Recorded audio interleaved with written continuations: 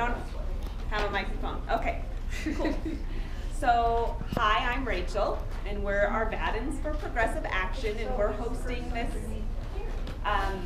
meeting about how caucuses are going to work and do a little mock caucus today, but we are also our groups, and it's our meeting, so we're going to do some like regular meeting things first. We're going to do, we have all these action teams: human rights, economy, education, healthcare, environment, anti-war, and political action.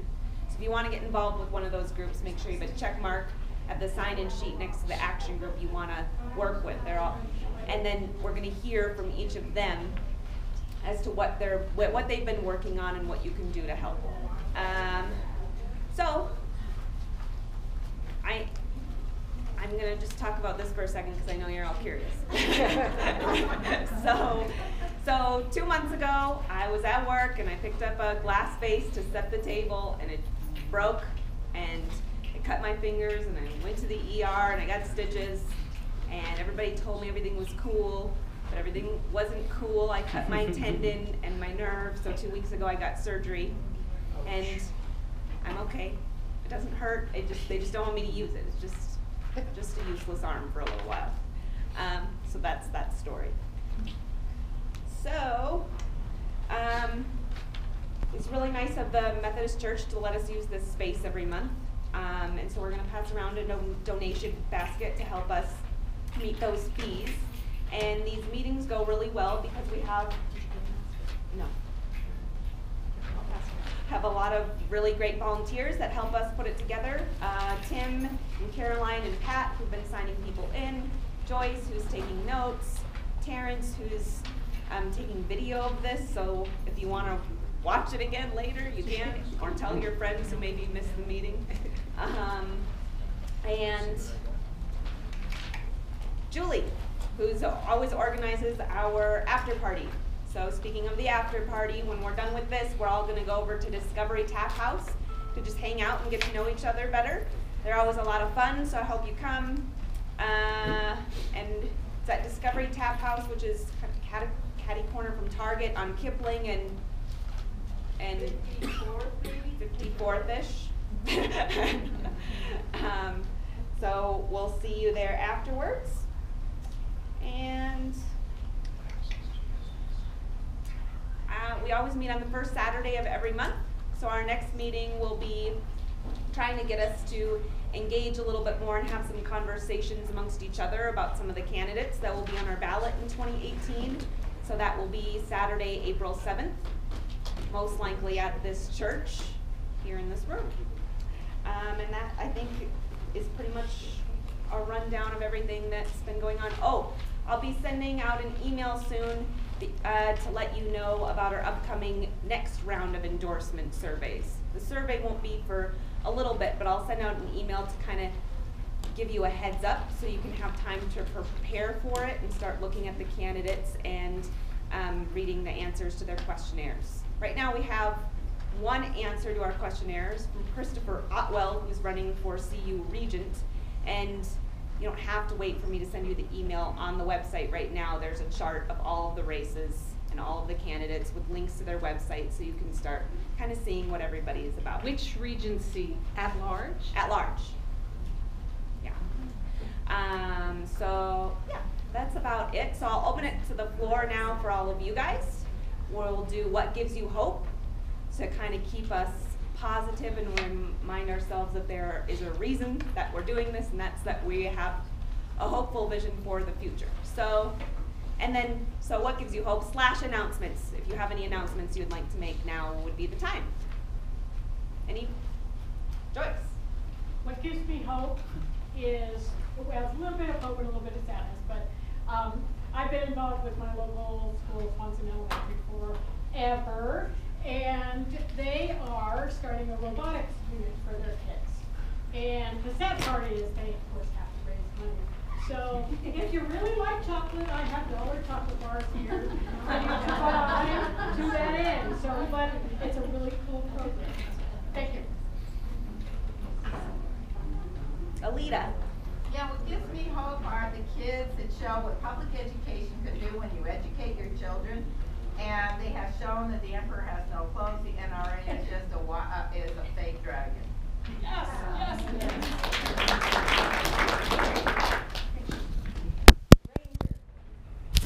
What gives me hope right now is the teachers in West Virginia. Yeah. Mark. What gives me hope is the high school students in Florida and across the nation organizing voter registration drives in their own schools. Nice. Julie. Speaking of supporting students, Arvada West High School is having Enough is Enough walkout on March 14th, and I want to invite everybody to go. It should be around 10 o'clock. We'll be walking out for 17 minutes to show support for Florida. I want to invite us to 7 minutes before Pat. I don't know if it was already mentioned, but what gives me hope is what went on with Steve. There it is. Was that already No, mentioned? I was waiting. Oh, for that. okay. Yeah. So we didn't have a safe place to work. Thank you.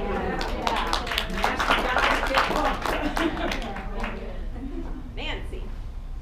I just am hopeful because my kids and several teachers in the Arvada and Lakewood area are traveling to Kenya next month, in April actually, to help children with disabilities and provide wheelchairs for them so that they can go to school, go see a doctor, and it might even save their life.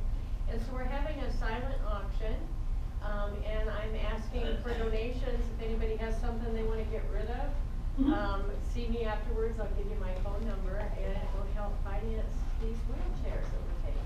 So those kids that are going are great. Rob. So this is a combination of what gives me hope and announcement.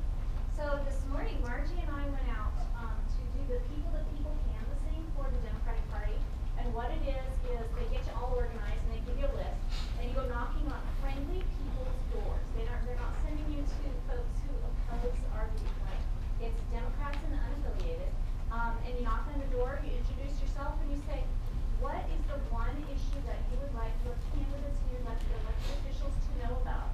And when you ask it like that, people are like really willing to talk. And we've got a lot of people that really were thrilled to share with us, that were glad that we came, and that gave us some really good responses.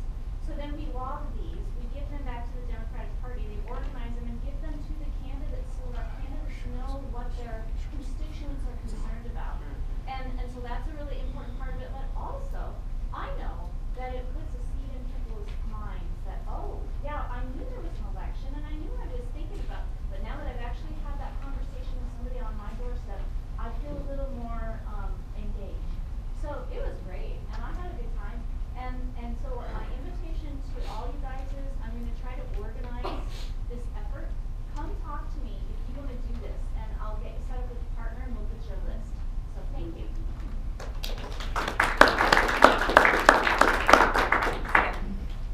Hi, please save the date, March 25th. If you're at all interested in what's going on with the legislature, we're having the Legislate DECO, Democracy Enter Colorado. We're having the Legislative Action Workshop on Auraria campus at the Tivoli in the Turn Hall Theater. It will be, we'll be sending out blasts about all the information. It's free, okay? Peg Pearl, who teaches at DU, teaches this. She actually uses Morgan Carroll's book as one of her textbooks, is going to be teaching us about citizen lobbying, citizen legislation, how to affect what's going on with your state legislatures, how to talk to them, how to testify in a hearing, all sorts of different things like that. Thank you.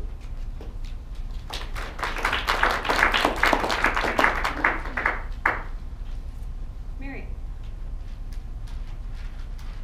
At the last meeting, Rocky Flats, right now, speaker she's a physician and she's experienced in doing epidemiological research.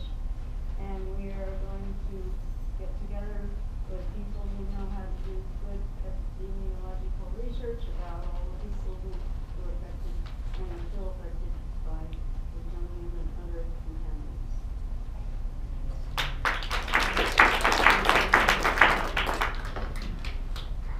Kathy?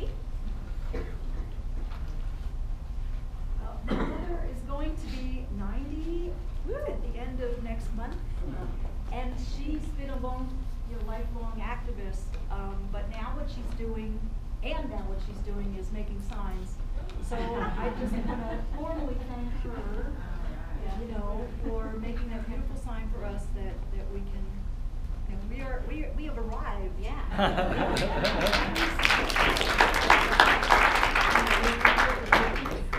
Thank you so much, Kathy, and thanks to Mom. That is awesome. Anybody else? Okay, then we have Jenna Griswold is here to tell us a little bit about her campaign for Secretary of State. Thank you. Thank you. Hi, everybody. So what I'm grateful for is rooms like this, because I know we're going to win a bunch of key seats with ethical people and get the country back on track come 2018. So my name's Jenna Griswold. I'm running for Colorado Secretary of State, and that's the office that oversees all of our elections. And I'm running for some pretty simple reasons: protect our voting rights, bolster cybersecurity in our elections, make sure that redistricting is done fairly after the next census, and fight to get dark money out of our politics. Now, I grew up in Estes Park, and I grew up very working class. My mom's a nurse, but even working full-time, we would sometimes have to go to food banks growing up. So I started working in the Estes Park Post Office Cafe summer after 7th grade. I think I was 11.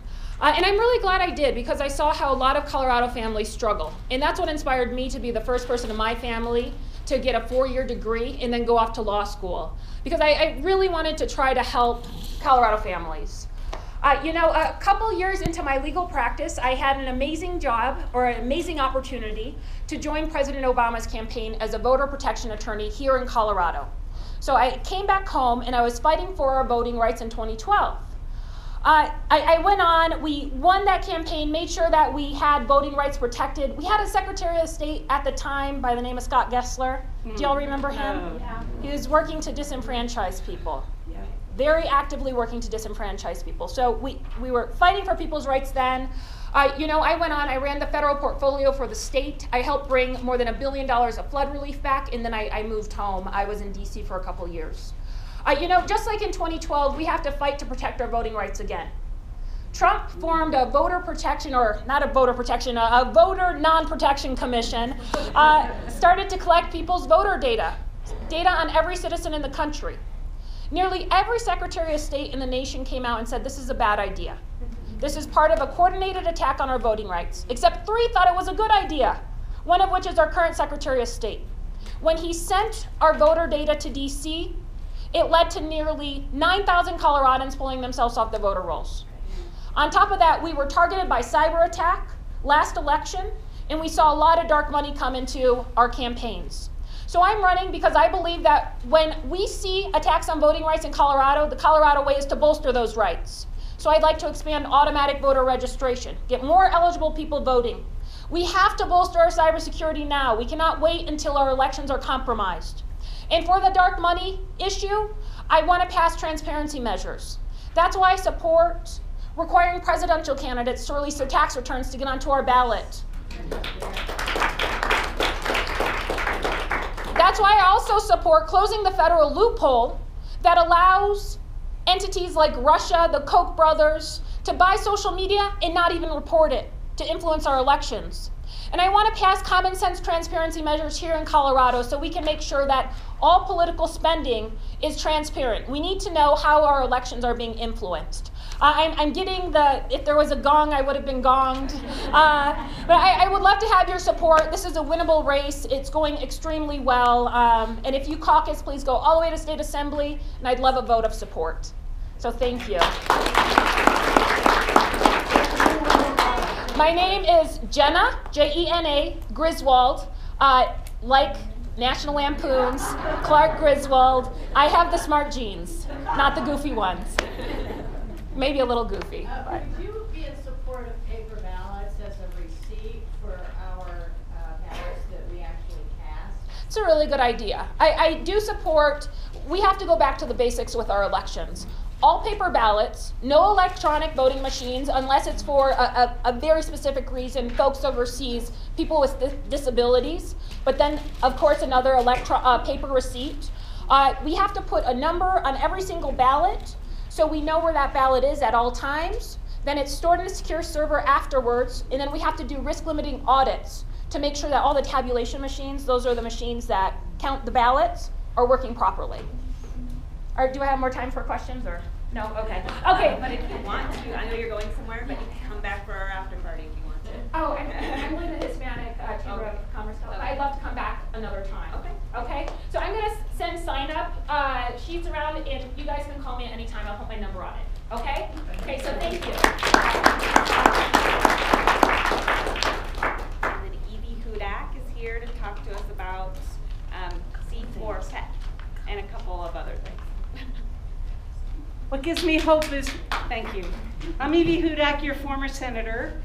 What gives me hope is the two things I want to talk to you about today. The first one is I'm going to pass a petition around, and it's for great schools, thriving communities. And what this will do, if it gets on the ballot, is it will allow you to vote to increase school funding by a significant amount and improve the school finance formula so it's more equitable. And it will be paid for by raising taxes, income taxes on people who make over $150,000 a year, which is no more than 8% of our population. So 92% of our citizens will have no increase whatsoever in their income taxes. And it goes up in a graduated scale for those people. The next biggest number will only pay $80 a year more. So it's a good deal, and this is to put it on the ballot. Okay, and I have petitions here. If any of you are willing to carry them, I will stay for a while over here on the side and sign petitions out to you, and I'll give you the correct instructions for being a petitioner, one of which is you have to have a badge that says volunteer petitioner and your name. Okay. The other thing I wanted to talk about is an organization, yeah. Question about the first part. Is the tax increase only going to apply to elementary schools, not to secondary